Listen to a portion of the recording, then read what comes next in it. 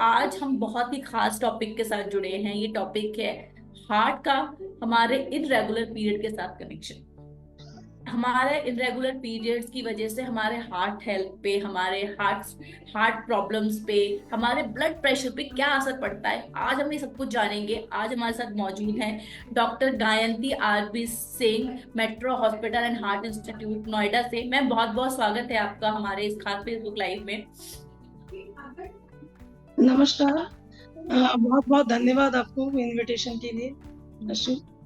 Ma'am, और मैं सबसे पहले ये जानना चाहती हूँ, हमारे दर्शक ये जानना चाहते हैं कि ये जो इनरेगुलर पीरियड का प्रॉब्लम है, इसका हार्ट से कनेक्शन क्या है? क्योंकि हमें ये बात पता नहीं है कि एग्जैक्टली हार्ट का और रेगुलर पीरियड का कनेक्शन होता क्या है। इर्रेगुलर पीरियड्स मतलब बेसिकली मेंस्ट्रुअल साइकिल के बारे में बात कर रहे हैं। जी। तो मेंस्ट्रुअल साइकिल जो है वो इंडिकेट करता है आपका फर्टिलिटी पीरियड फीमेल्स में। जो अर्ली जो है अराउंड जो मेनार्की पीरियड आपका 10 to 15 ईयर्स के अराउंड पीरियड स्टार्ट होते हैं, और जो मेनोपॉज का टाइम है 45 to 55। तो इसके बीच का जो पीरियड्स है फर्टिलिटी पीरियड जो है बेसिकली ये आपके हार्मोन से रिलेटेड है। ये जो फीमेल हार्मोन्स है एस्ट्रोजन प्रोजेस्टेरॉन, इनका हमारे जो फीमेल्स में इनका बहुत बड़ा रोल है। ये जो एस्ट्रोजन है वो आपको बहुत सारी बीमारियों से बताता है। ये बहुत सारी एक तरह का प्रोटेक्टिव हार्मोन्स है। तो इरेगुलर पीरियड्स मींस बेसिकली वो ये इंडिकेट करता है कि जो आपके हार्मोन इम्बैलेंस है बॉडी में, जो एस्ट्रोजन प्रोजेस्टेरॉन की जो लेवल है उसमें इम्बैलेंस है। एस्ट्रोजन लेवल जो है वो कम है, जिसकी वजह से जो पीरियड्स का जो एवरी साइकिल जो है आपका जो एवरी मंथ आना चाहिए, जो 28 जैसे जो नॉर्मल साइकिल हम बोलते हैं 24 to 38 डेज के बाद आपके आने चाहिए। अगर वो पीरियड्स आपके रेगुलर नहीं है, आपके जो लास्ट पीरियड्स हैं उसके बाद जो आपका नेक्स्ट पीरियड आ रहा है वो मोर देन 7 डेज के गैप पे है या 6 वीक्स के गैप पे है, तो बेसिकली इंडिकेट करता है कि आपके जो फीमेल हार्मोन्स का जो बैलेंस है वो ठीक नहीं है। तो ये जो बैलेंस जो है वो बहुत सारे आपके जो मेटाबॉलिक हम बोलते हैं मेटाबॉलिक सिंड्रोम, जिन भी फीमेल्स में ऐसा होता है जिनके इरेगुलर हैं, तो आप वो इंडिकेट करता है अगर इरेगुलर हार्मोन्स हैं, आपके एस्ट्रोजन प्रोजेस्टेरॉन लेवल ठीक नहीं है, तो आपका वेट गेन करने के ओबेसिटी है, या आपका जो बोलते हैं डायबिटीज होने के इंसुलिन रेजिस्टेंस, इससे भी लिंक्ड है। वो आपके हाई ब्लड प्रेशर से लिंक्ड है, हाई कोलेस्ट्रॉल लेवल से लिंक्ड है। तो बेसिकली अगर जिनमें भी इरेगुलर पीरियड्स हैं उनमें ये जो रिस्क फैक्टर्स हैं डायबिटीज, हाइपरटेंशन, ओबेसिटी, आपके हाई कोलेस्ट्रॉल, तो ये सारे जो रिस्क फैक्टर्स हैं हार्ट डिजीजेस के, तो जिनके इरेगुलर पीरियड्स हैं उनको ये हार्ट प्रॉब्लम होने के जो चांसेस हैं वो बढ़ जाते हैं। मैम, जो हम पहले भी कई बार लाइव कर चुके हैं, बहुत सारे एक्सपर्ट से मिल चुके हैं। कई बार हमने ये लोगों को कहते सुना है कि हम जब मेट्रो में ट्रैवल कर रहे होते हैं तो कई बार हम सोशल मीडिया जब स्क्रॉल करते हैं तो उसमें लोग कहते हैं कि जो हार्ट हेल्थ का कनेक्शन है वो पीसीओएस से जुड़ा हुआ है या लेट पीरियड से जुड़ा हुआ है। तो इसमें क्या कनेक्शन है, इसमें थोड़ा क्लैरिफिकेशन चाहिए। लेट पीरियड्स तो जैसे कि बेसिकली कि जिनके भी जो पीरियड्स हैं जो मिनार्की पीरियड हम बोलते हैं वो अगर 15 ईयर्स के बाद हो रहे हैं। दूसरा है पीसीओडी। पीसीओडी आज के टाइम में काफी कॉमन रीजन है, और ये डिजीज नहीं है, बेसिकली ये जो है ग्रुप ऑफ जो सिम्टम्स है उसका एक कॉम्बिनेशन है जिसको हम बोलते हैं सिंड्रोम, मेटाबॉलिक सिंड्रोम। तो जिनको भी पीसीओडी है ज्यादातर उन लोगों में देखा गया है कि उनका वेट जो है ज्यादा होता है, और खास करके जो सेंट्रल ओबेसिटी है, एब्डोमिनल ओबेसिटी है, वो ज्यादा होगा। बॉडी में इंसुलिन रेजिस्टेंस होगा, इंसुलिन तो निकल रहा है पर वो इंसुलिन आपका ठीक से काम नहीं कर रहा, जिसकी वजह से डायबिटीज होने के चांसेस बढ़ जाते हैं। दूसरा, ये हार्मोन इम्बैलेंस की वजह से आपके हाई ब्लड प्रेशर होने के चांसेस बढ़ते हैं, बॉडी में हाई कोलेस्ट्रॉल लेवल होने के चांसेस बढ़ते हैं।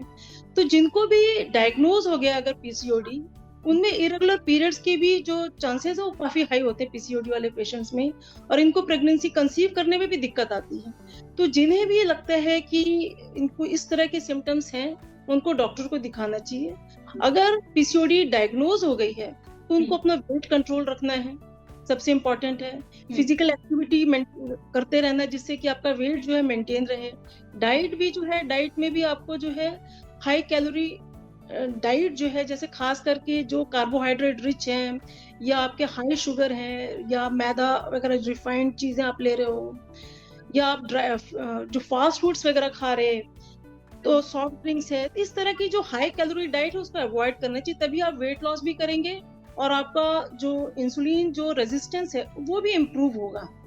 तो ये डाइट है। दूसरे इसके बाद जो इम्पोर्टेंट आता है स्ट्रेस, जैसे जैसे मेट्रो लाइफ होती जा रही है, लोग भाग रहे हैं, तो आपका जो ये फिजिकल एंड मेंटल स्ट्रेस जो है वो भी बढ़ता जा रहा है, वो भी आपके हेल्थ को काफी हद तक इफेक्ट करता है। तीसरी जो इम्पोर्टेंट चीज है स्लीप साइकिल। आजकल लोग ज्यादातर जो आईटी सेक्टर वगैरह में काम कर रहे हैं वो रात में देर तक काम करते हैं और सुबह में सोते हैं, तो हमारा जो सर्कैडियन रिदम है वो भी काफी डिस्टर्ब्ड है। स्लीप भी बहुत, जो गुड क्वालिटी ऑफ स्लीप जो है वो भी नहीं हो रही। तो ये सब जो है आपके हेल्थ इश्यूज को बढ़ाता है और आपके हार्ट डिजीजेस जो है, जैसे जो हार्ट अटैक्स के जो इंसिडेंट्स हैं या स्ट्रोक के इंसिडेंट्स हैं, इनको भी बढ़ाता है।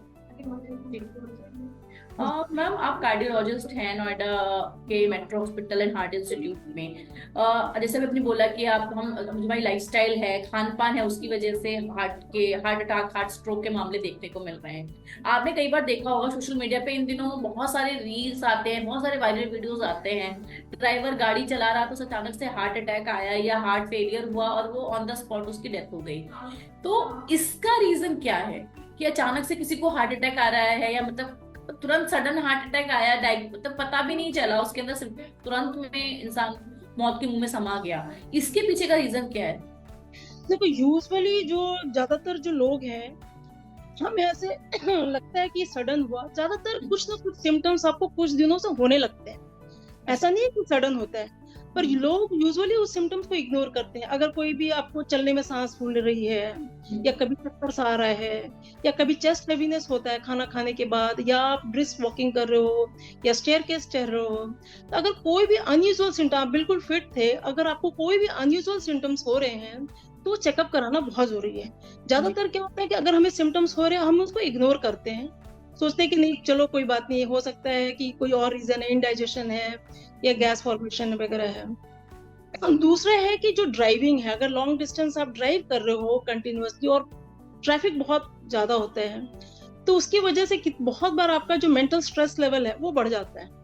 तो बहुत सारे बॉडी में जो नेगेटिव हार्मोन्स जो बोलते हैं, जो कॉर्टिसोल और इस तरह के जो बहुत सारे नेगेटिव हार्मोन्स आपके बॉडी में रिलीज होते हैं, तो वो आपकी ये नेगेटिव हार्मोन जो है आपका हार्ट रेट, ब्लड प्रेशर, ये लेवल को बढ़ाता है। बाकी जो हम बता रहे हैं, जो ये पीसीओडी से रिलेटेड जो बताते हैं कि जितना ज्यादा आपके बॉडी में स्ट्रेस बढ़ेगा, इन्फ्लेमेशन बढ़ेगा, तो इंसुलिन रेजिस्टेंस है, ब्लड प्रेशर हाई होने के जो चांसेस हैं ये सब भी बढ़ते हैं। तो बेसिकली आपको अगर कोई भी अनयूजुअल सिम्टम्स हो रहे हैं तो आपको रूटीन चेकअप कराना है, और अगर कोई भी डिजीज है तो उसको टाइमली ट्रीट करना है। ज्यादातर क्या होता है कि हम उसको टाइमली डायग्नोसिस नहीं हो पाती, जिसकी वजह से डेथ जो है होती है। ये प्रिवेंट किया जा सकता है। जी मैम, यहाँ पर जो हम बात कर रहे हैं उसको 2 मिनट के लिए विराम दूंगी। हमारे साथ कुछ लोग जुड़े हुए हैं, बहुत सारे लोग जो हमारा लाइव देख रहे हैं, उनमें से मीरा जी हैं जो हमसे एक सवाल पूछ रही हैं। उनकी बेटी है 16 साल की और उसको अब तक पीरियड नहीं हुए हैं, तो इससे उसके हार्ट पे, ब्लड प्रेशर पे किस तरह का इश्यू आएगा, ये पूछना चाह रही है, जानना चाहती है। देखो, अगर पीरियड्स नहीं आ रहे तो गायनेकोलॉजिस्ट को दिखाना है कि क्यों नहीं आ रहे। उसके भी काफी सारे रीजंस होते हैं। बहुत बार एनीमिया की वजह, खून की कमी की वजह से भी पीरियड्स नहीं आ रहे होते हैं, या थायराइड इश्यूज होते हैं। तो पहले जिनको भी अगर टाइमली नहीं आए पीरियड्स या इरेगुलर हो रहे हैं तो गायनेकोलॉजिस्ट को दिखाएं, और जो भी रीजन है वो डायग्नोज होना चाहिए और उसका ट्रीटमेंट होना चाहिए, तो पीरियड्स रेगुलर हो जाएंगे। ऐसे जरूरी नहीं होता है कि जिनके भी लेट हुए उनको हार्ट डिजीज हो ही जाएगी, है ना। तो इस तरह के नहीं होता, चांसेस होते हैं, पर ऐसा नहीं है कि हो जाएगी। अगर कुछ भी है तो डॉक्टर को दिखाना जरूरी है। बिल्कुल जरूरी नहीं है जिनके लेट पीरियड हो रहे हैं उनको ब्लड प्रेशर का प्रॉब्लम हो ही, ब्लड प्रेशर का इशू है तो हार्ट प्रॉब्लम हो ही। मेरे साथ आज मौजूद है मेट्रो हॉस्पिटल नोएडा से डॉक्टर गायत्री आरबी सिंह, जो हमें बता रही हैं कि हमारे इनरेगुलर पीरियड का हार्ट हेल्थ से क्या कनेक्शन है। मैम थोड़ा सा सर्किल में और आगे बढ़ेंगे। जब हम बात करते हैं लेट पीरियड की और हार्ट हेल्थ की, तो दोनों को मैनेज करने के लिए आप क्या सजेस्ट करती हैं एज अ एक्सपर्ट की डाइट कैसी होनी चाहिए? अगर कोई लड़की फिजिकल वर्कआउट नहीं कर सकती तो उसे क्या करना चाहिए? देखो, लाइफस्टाइल तो जो हार्ट है, चाहे वो मेन हो या वुमेन, तो आपके हार्ट डिजीजेस आपके लाइफस्टाइल से काफी कुछ रिलेटेड ही होते हैं। डाइट इम्पोर्टेंट है, बेसिकली डाइट में भी हमें जो है लो कार्बोहाइड्रेट डाइट खानी चाहिए, जो कि जैसे फास्ट फूड जो मैंने पहले भी हमने डिस्कस किया कि जो आपके डाइट है उसमें ज्यादा से ज्यादा जो है वेजिटेबल्स हैं, फ्रूट्स इंटेक्स हैं, नट्स हैं, सीरियल्स हैं, इसको इंक्लूड कर रहे हैं। दूसरा इंपॉर्टेंट आता है फिजिकल एक्टिविटी, कि डेली जो है आपका कुछ ना कुछ एक्सरसाइज है या ब्रिस्क वॉकिंग है वो जरूर होना चाहिए। तो वो आपके बहुत सारे जो फिजिकल एंड मेंटल स्ट्रेस को भी कम करता है, आपका वेट कंट्रोल रखता है, और सेंट्रल ओबेसिटी जो है, मोटापा जो है, उससे भी आपको बचाता है। दूसरा आता है कि अगर आपके कोई भी इस तरह के बैड हैबिट्स है, जैसे स्मोकिंग है या अल्कोहल इंटेक वगैरह है, इसको भी अवॉइड करना चाहिए, कि ये भी आपके हार्ट इश्यूज होने के चांसेस को बढ़ा देता है। विद द टाइम हमने देखा है कि फीमेल्स में भी स्मोकिंग के जो बहुत सारे जो स्मोकर्स हैं फीमेल्स में, जो पहले नहीं होते थे, तो ये स्मोकिंग भी जो है ना सडनली हार्ट के अंदर क्लॉट बनने की टेंडेंसी को बढ़ा देता है, तो हार्ट अटैक होने के चांसेस जो है वो बढ़ाते हैं। तो उसके बाद आपका आता है कि अगर जिनको भी कोई डिजीज है, जैसे डायबिटीज है या हाइपरटेंशन है, थायराइड है, इनका रेगुलर ट्रीटमेंट लेना बहुत जरूरी है। जितना ये आपके जो शुगर है, ब्लड प्रेशर है, कोलेस्ट्रॉल है, थायराइड है, जितना ये अंडर कंट्रोल होगा, उतना आपके हार्ट प्रॉब्लम होने के चांसेस कम हो जाएंगे। बाकी है कि जो भी अबव 30 हो गए, तो उनको एक रूटीन चेकअप जरूर कराना चाहिए। अगर उनके सारी चीजें ठीक है, सारे पैरामीटर्स ठीक हैं, तो एवरी 5 इयर्स पे चेक होना चाहिए। अगर कोई भी एबनॉर्मलिटीज मिलती है तो उसको टाइमली ट्रीट कराना चाहिए। हमारे पास एक और यूजर जुड़ी है, पूजा गुप्ता जी। ये पूछ रही है कि पीरियड्स के दौरान जो है, ये 22 की हैं, बट पीरियड्स की जब इनके पीरियड सर्कल शुरू होने वाला होता है तो इनको ऐसा लगता है कि मेरी हार्ट बीट बढ़ गई है, मुझे घबराहट हो रही है। तो इसका क्या कनेक्शन है और ये क्यों हो रहा है, इन्हें ये जानना चाहते हैं।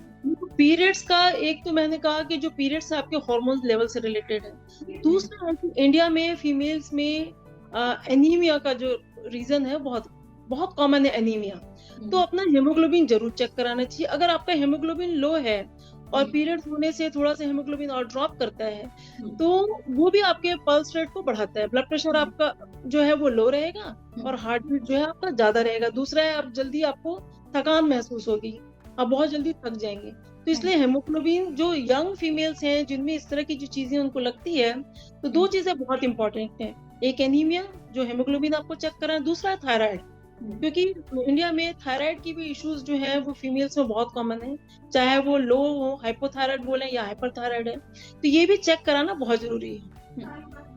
और मैम जैसे भी आपने खुद बोला कि हाँ, हमें अपना जो हीमोग्लोबिन है, थायराइड टेस्ट है, ये सब कराना बहुत जरूरी है, लेकिन इसकी फ्रीक्वेंसी क्या होनी चाहिए। जैसे मान लीजिए मैंने आज 5 मार्च को अपना थायराइड टेस्ट कराया, तो मैं नेक्स्ट थायराइड टेस्ट कब करवाऊंगी ताकि मुझे पता चले कि बैलेंस है।